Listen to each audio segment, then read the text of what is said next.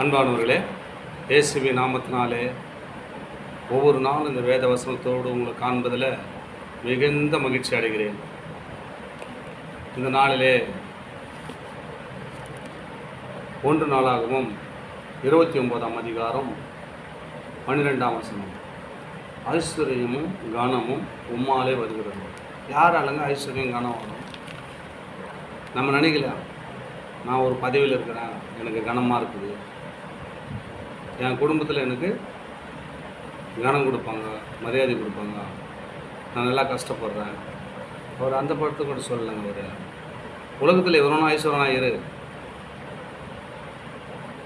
எவ்வளோ கனமானா இரு, அது கொஞ்ச நேரம் தாங்க,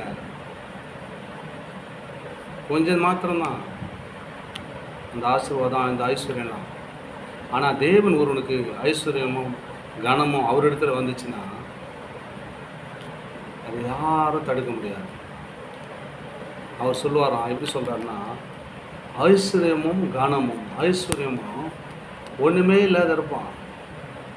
அவன் ட்ரெஸ் பண்ணி அவன் போகிறதெல்லாம் பார்த்தீங்கன்னு வச்சுக்க, நல்ல பெரிய வசதி உள்ள வாய்ந்தவனை போல் பார்ப்பான். ஆண்டவர் அப்படி தான் வைப்பார் உங்களை கூட. ஒரு வேளை சாப்பாட்டுக்கே இருக்காதுங்க.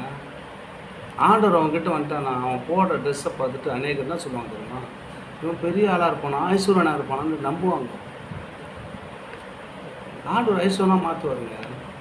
உன் உடையை, உன் நடை, உன் பாவனைகள் எல்லாம் மாற்றிடுவார்.